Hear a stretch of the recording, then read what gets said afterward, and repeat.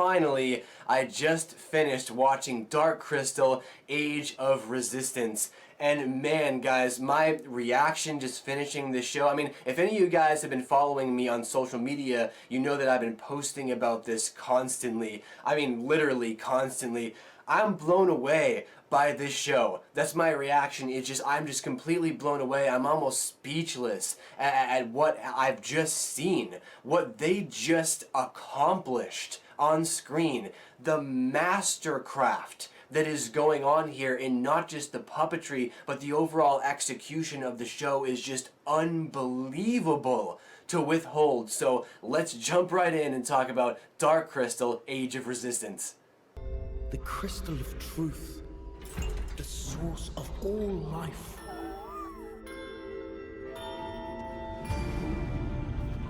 The Skeksis have corrupted it. And now our world is at risk from the darkening. What is the darkening? Behold. Now, for me, like many of you out there, The Dark Crystal is one of my all-time favorite childhood dark fantasy movies, and for that reason, because it's dark childhood fantasy. It was a specific genre. You know, if you grew up in the 80s and 90s, you know good dark fantasy. It's Dark Crystal, Secret of Nim, Watership Down, Labyrinth, right? It's movies like that that provided these very frightening and scary elements, and not just frightening and scary, very, very creative and imaginative elements. And when I heard that they were going to be doing an entire season of The Dark Crystal, and it's a prequel, I was so excited, but also I was very, very worried. Because, you know how these things go. We all hate prequels. We hate prequels because nobody can do them right. Until we started to see all of the early trailers come out, and then I got really, really excited. But I still held, I still was reserved, until I said, let me see this for myself. Let me let this, entire TV show play out for itself. And man, within, like, you guys know how it goes. If you finish the show for yourself, you should, because this is a spoiler review, by this point. But, a half an hour into the very first episode, I knew that they had it. I wasn't worried. All of my worry just completely disappeared. I said, here we go, man. These are people that understand the Dark Crystal and know how to execute the Dark Crystal. I didn't need to see any behind-the-scenes footage first. You know it from the magic. And that's what I want to talk about first, is the magic that this TV show produces. Magic is something that is sorely missing from all modern fantasy today. And, all of the reboots too, even like all the Disney live action stuff, we're always talking about the missing magic. This is a TV show with magic. Why? Well, because they did everything old school. And let me just give a quick shout out to Netflix. First and foremost, thank you, Netflix, for letting everybody in charge of this production do what they want to do. Because originally, if you guys didn't know this, they were actually doing tests for animated characters, animated gelflings. But when they looked at the animations, they said, this doesn't look right. And so everybody was hoping that they were going to get the opportunity to do a live action, but they said there's no way that they will do this because it's too expensive. Well, guess what Netflix said? They said, okay, go ahead. Do it live action. They said, this is going to be really expensive, They said, go ahead. We don't care. Do it. Do it live action. Do it all with puppets. And so they did. And so they got all of their creative minds and all of their creative forces behind it to do it old school, like Lord of the Rings style, old school, with puppets and animatronics. And yes, it was so expensive, but Netflix didn't care. You wouldn't get that in Hollywood. Hollywood would say, oh, what, you can make it with animated characters? Yes, please do. The children will love that, and it will be super cheap to make, right? Not Netflix. They said, go ahead, use all your creativity that you possibly have, and we'll put all the money and backing behind you, and look at what we got.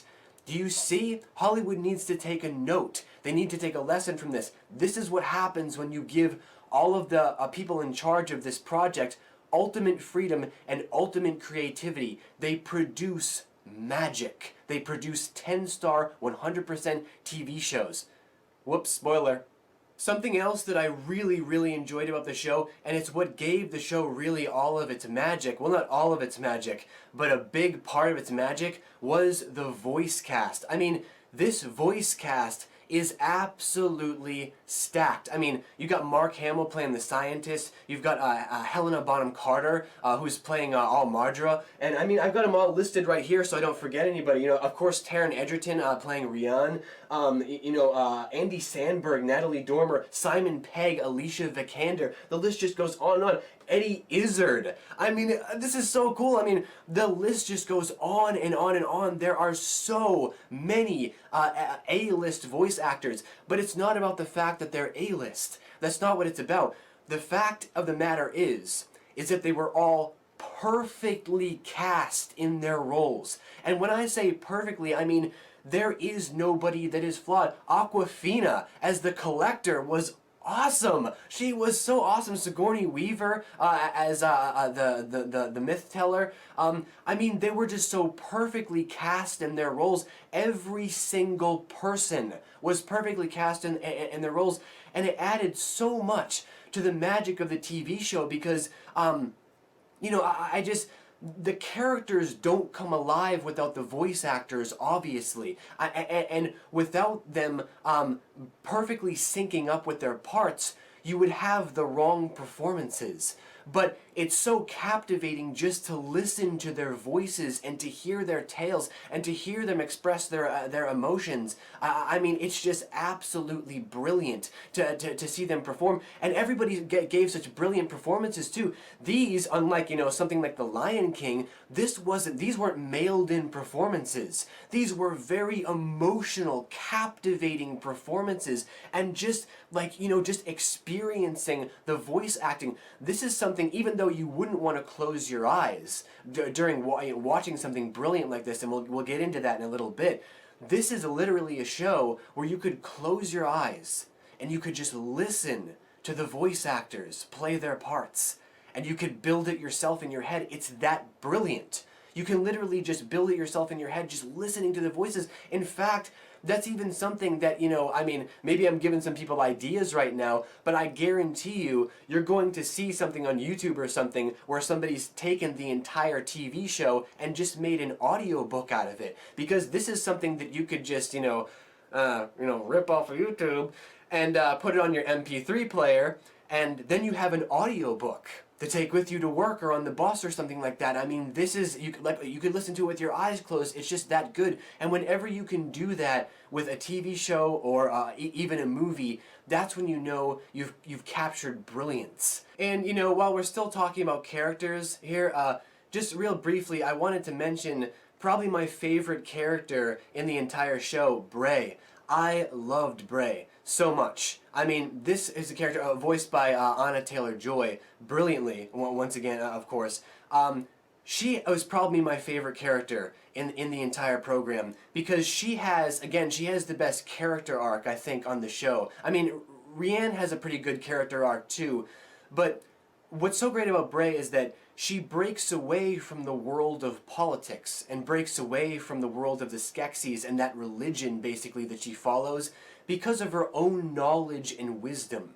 She's actually interested in going into libraries and learning from books and taking notes. She draws her own pictures. She's got her own notebooks. Just like me, it's like I got that from my fantasy stories. I've got all of my drawings and all of my notes, right? So I relate to a character like that. And because she's interested, because she asks questions, she seeks knowledge, she values wisdom, she's able to break away and eventually, in the end, lead this rebellion alongside Rian and all the others. And she's basically able to, be the shining light, again, just like Rian, just be the shining light for all of the Gelfling and all of the clan who's banding together to take down the Skeksis. And I loved that. She is such a well-written character, and I can't wait to see what they're going to be doing in Season 2.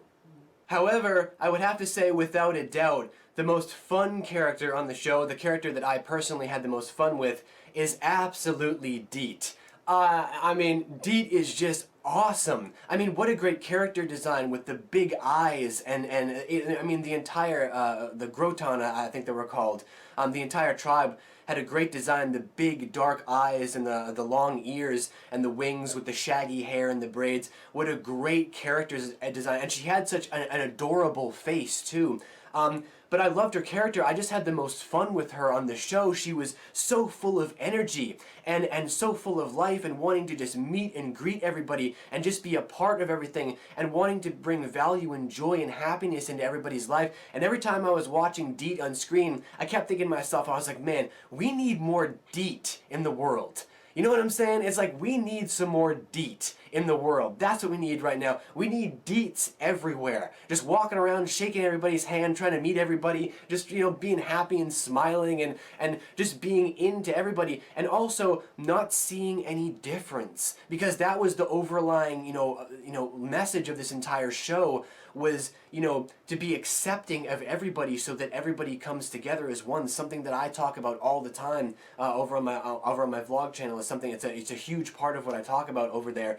And this show does such a great job of conveying that, of realizing that truth, ultimate truth, is the only real true value in this world, is finding the truth to everything. And then once you've found the truth, it's your responsibility to spread the truth. And once the truth is spread, that's when everybody comes together as one clan, as one tribe, to rise up against whatever is oppressing you. And I haven't seen a show. I mean, Infinity War was pretty good at doing that, and of course, like Star Wars and stuff like that has always been good at doing that in the past. And there've been a lot of movies in the past, obviously, that have done that. But present day, I really can't think of a present day fantasy story that has done such a great job at conveying all of those values in such a brilliant, magical way. I mean, it was outstanding. Alright, so let's talk about the most magical element of this entire show, the puppetry. The puppetry was absolutely amazing. I mean, it's just, it's hard to like describe. In some areas, it's so good. I mean, you guys have actually seen me do a little bit of puppetry in the past for my Toy Story skit. I did a little bit for Sockshul, so obviously that makes me a master puppeteer, right? Sockshul actually sounds a little bit like a Skeksis, doesn't it? Stay away from him, you heathen! Let me deal with this heathen!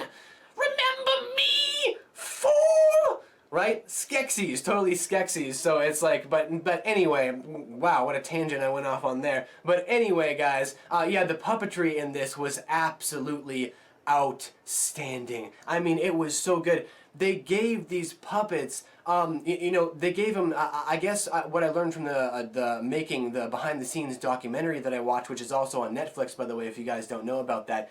What you learn from it is that because the puppets are really stiff and they don't have that much facial expression, they actually enhance the smile and the winks and stuff like that with CG. But honestly, I didn't notice it. I thought it was all coming from the puppet performances. And man, the master puppeteers, absolute master, like kung fu master status puppeteers. I mean, the performances that they were giving, somebody give these people awards. We need to create a new category, like in a new award category when we talk about like movie awards and stuff like that for puppeteering, because Dark Crystal has just set the standard. I mean, I was blown away. I don't know about you guys, but I was blown away. I mean, they make these puppets human. I mean, they are human characters. It's like we're watching, it's literally like this. It's like you're watching an alien species on screen that is actually alive. It's actually like the Gelflings are real humanoid species. And they went out and got them and said, hey guys, we're putting together a Dark Crystal feature. You want to come be in this TV show? And we'll just film you and tell everybody that it's puppets. It's like on that level good. That like you can't even tell. I mean, obviously, I don't want to say that because you can tell, and that's a good thing. It's a good thing. Simon Pegg actually mentioned that in the documentary too. He said sometimes in the original Dark Crystal you can see the arm bars and you can see the wires, but that's what makes Dark Crystal a cult classic. It's because you can see those things. You can understand, you understand how they made it. right? And even though in these this new TV show, obviously they're going to edit all that stuff out, but you can still tell that they're puppets, and it's a good thing. You know, like on the Skeksis, I love the design of the Skeksis, it was so good, but something that I loved about it was that they only animated the tongues. The tongues were the only thing they animated. Now, they could have taken, oh, boxer's fracture hand, oh, take two. They could have just taken the Skeksis, right, and animated the entire mouth and given them, you know, they kind of, they could have done like what they did with Smaug, the good old Smaug, in you know, the Desolation of Smaug, which is they animated the entire mouth to give it more life, but in these puppets, they didn't. On the Skeksis, the mouths, the mouth, they still move up and down. They just flap like this, up and down, and I loved that. That's what I loved about the show, is that they kept the puppets as they would have when in the 80s. These are 80s puppets. These are old school puppets that they're using. And that's what adds to the magic of the show. You know, I saw a lot of people complaining about the puppets, saying, you know, why didn't they make the faces more animated? Why didn't they make anything more animated? Because, guys, this is a prequel to The Dark Crystal. It's like, you know, everybody complained about George Lucas in the prequels. Why? Because he was using too much green screen, right? And so the jump into the OT felt unnatural because there was so much special effects in the prequel trilogy, right? Well, so you guys can't complain about this, because this is them keeping it the same. That's what I loved about it so much, is that they kept everything exactly the same so that you can make a seamless transition into the Dark Crystal, into the original movie. That's why they're going to keep everything the same. Now, of course, they added computer graphics, but that's what everybody does these days. Computer graphics enhance everything. The greatest movies in the world have computer graphics to enhance everything. That is a method of filmmaking. That's what we do now, and it was brilliantly used in here. It's like, I would say it's like a 70-30 balance. 70 real and organic, 30 computer graphics, and sometimes even 80-20, and sometimes 100%. You know what I'm saying? And that's what makes the show so real and organic and adds so much magic to it. These are real environments that people are seeing. These are puppets. These are figures that are not, you know, they're not animated. They're not inside of a computer. They're outside of the computer. They're catching light. They are moving around. They are interacting with objects that we're seeing. We're seeing real sets. You know what I'm saying? This is what I want to see. This is the future of filmmaking. And that leads perfectly into what I'm going to talk about next, which is the music and the visuals. And that's kind of what rounds out, you know, what gives the show so much magic. The icing on the cake, if you will, is the visuals and the music. Now, the music in this show is so captivating. It's like, you know, it's very, again, just like the sets and just like the puppets, it's very natural and organic. It feels like it comes from Thra. It feels like it comes from that world, and yet it maintains this kind of like mystical, like Final Fantasy aspect to it. Final Fantasy is one of you know, another huge, deep impacting franchise for me, and especially the music that comes from Final Fantasy is just absolutely stunning, absolutely amazing, very, very captivating, and brilliantly composed and brilliantly written. And here again, we have this Final Fantasy sounding music that's brilliantly written and brilliantly composed, and it weaves all of the scenes together so perfectly, especially during all the emotional scenes. When again, the puppets are, and it sounds so funny to say because you know, puppet is just a funny word by itself, but puppet is something that we see on Sesame Street. It's for comedy's sake. Not in this show. You know, not in this show, man. In this show, you know, when the puppets are together and they're displaying emotions, they're crying in each other's arms, and you have this very, you know, foreboding and whimsical, magical music playing behind it, and it is so perfectly set to each scene. And it's what makes the puppets so human, is that the music that is playing and locking all of these scenes together. And the ominous music too. Lots of great ominous synth-inspired music. Not synth-inspired. When I say synth-inspired, I mean they're using synths to draw up all these weird tones and stuff like that for the show. And it's very brilliantly composed and perfectly set for the show. And that goes along with all of the brilliant visuals too. I mean, you know, Deet flying through the underground caves, exploring, you know, eating the blue moss and glowing. This is a show that understands atmosphere. It understands, you know, it's very similar to Lord of the Rings. It understands how to set a fantasy world up so that it feels natural and organic, but also something very, very strange and alien that we've never seen before in our lives, that can take us out of this world and into a pure new world. And it was so, I mean, the color palette for this show, the animation, the design, the concept art, the detail, the intricate detail in the costumes, and you know, the wrinkles in the faces and the masks, the facial expressions. I mean, I could just go on for days. The amount of detail in the show, the performances from the puppeteers, everything came together so brilliantly in this show, but what ties it all together is the visual. I mean, I literally spent the entire season watching the show like that. Like, just, like, you know, I mean, just drooling. You know what I'm saying? Because it just looks so good. It takes you right inside the world. It grabs you and it sucks you right into Thra. And so you're so attached to all these characters, you feel like you're part of the mission. You feel like you're meeting all these people along the way. Hup, right? Man, what a great character Hup was. Hup was so perfectly executed character. And I can't wait to see more from him, of course, in the future. Hopefully, he becomes a real paladin. But yeah, just the visuals and the music for this show really gave it so much feel and so much depth and so much magic, and it gave life to the characters and surrounded the characters with this warmth and emotion. And man, I can't wait to get back to Thra. Well, I can already tell that I've blathered on for far too long about this thing by the timestamp on my video here. So let's go ahead and talk about, you know, the end of the season, spoilers and all that. You know, one of the things that I was really pleasantly surprised by, and I didn't know this at all, apparently there's going to be at least a season 2. I didn't know they were going to do a season 2. I thought that it was just going to be one season and then we're going to go right into the Dark Crystal. And I suppose if they didn't want to do a season 2, they could leave it open-ended like that. But of course, they're going to do a season 2. And I was so excited about this. As things were wrapping up, I was like, oh my god, they're going to do a season 2. Like, they're actually planning a second season. I was not expecting that at all.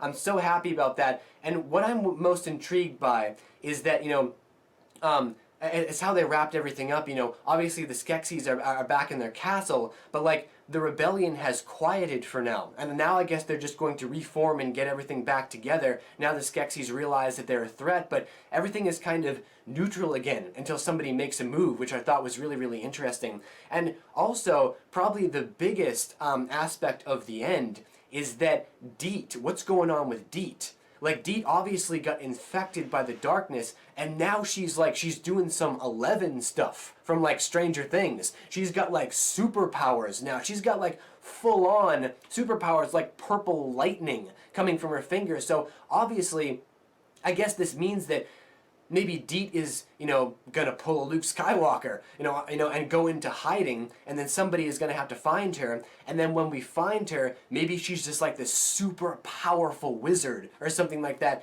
and they're going to have to bring her back.